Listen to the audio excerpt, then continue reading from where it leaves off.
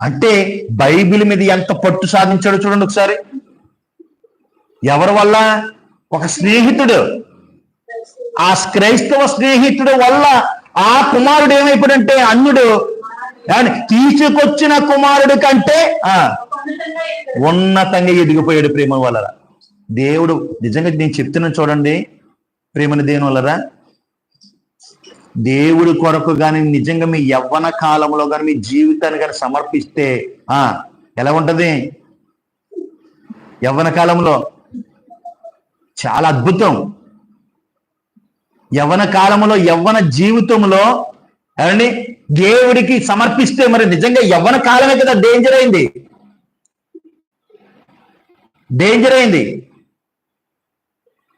మరి అదే యవ్వన కాలంలో యోసేపును పట్టుకున్నాడు దేవుడు. ఏమండి ఇలాంటి ప్రార్థనలు లేవు, ఇలాంటి వాక్యాలు వినలేదు ఆయన యోసేపు గారు. ఏమండి తండ్రి గారు ఏదైతే చెప్పారో ఫస్ట్ ప్రారంభమే అదే నేర్చుకున్నాడు ఆయన. మిగతా టైంలో ఇలాగ ప్రతి ఆదివారం కూడుకోవడం కానీ, ఇలాగ ప్రతిరోజు లేకపోతే ఎవరొకరు పుట్టినరోజుల్లో ఇలాంటి వర్తమానాలు వినడం కానీ బలపడలేదు ఆయన. ఆ బలపరిచే విధానంలో కూడా ఎవరు లేరు. ఆయన సపోర్ట్ ఎవరైనా ఉన్నారా? సపోర్ట్ ఎవరు లేరు ప్రేమ వలరా. ఆయన ఎవరి మీద ఆధారపడ్డాడంటే దేవుడి మీద ఆధారపడ్డాడు ప్రేమ. తన యవ్వన కాలం అంతా కూడా ఎవరికి సమర్పించాడు? నిజంగా దేవుడికి సమర్పించాడు. నిజంగా చెప్తున్నాను ప్రేమను దేని వల్ల, యవ్వన కాలాన్ని గాని దేవుడికి సమర్పిస్తే మాత్రము దేవుడు ఎలాగైనా సరే వాడుకుంటాడు ప్రేమ వలరా. చాలా అద్భుతమైన రీతిలో వాడుకుంటాడండి.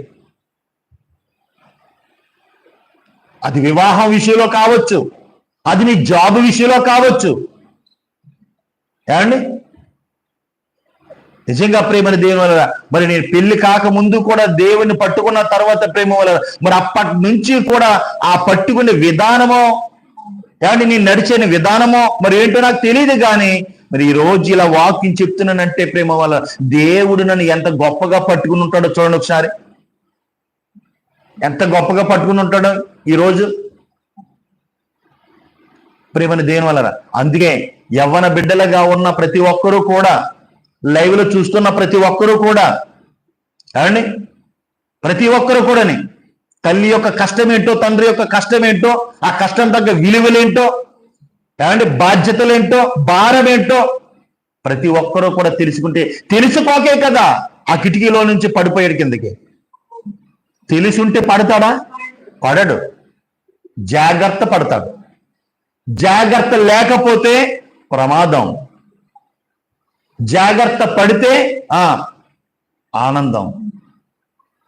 ఎప్పుడైనా సరే ప్రేమ దేవుడు ఈ లక్షణాలు ఎప్పుడైతే మేరకూడదు, ఇలా మేరకుండగా ఉండాలంటే యవ్వన బిడ్డలకి చిన్న పిల్లలుగా ఉన్నప్పుడే ఆ పిల్లలకి ఏం చేయాలి?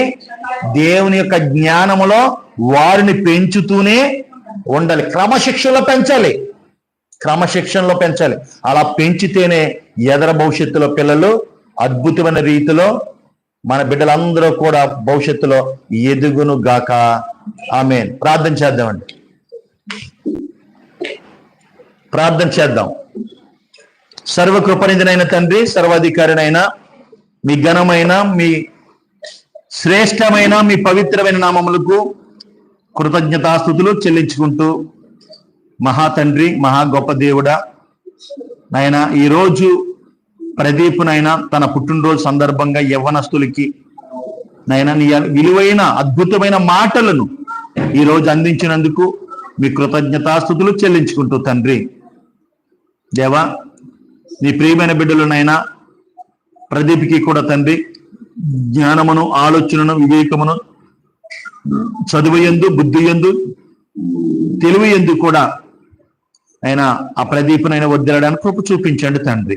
చిన్ననాటి నుండి కూడా నైనా సేవకుని ఎలా గౌరవించాలో, మందిరంలో ఎలా ఉండాలో, మందిర పరిచర్యలో ఎలాగా నిలబడాలో తండ్రి ఆ బిడ్డగా నేర్పించమని మిమ్మల్ని వేడుకుంటూ తండ్రి.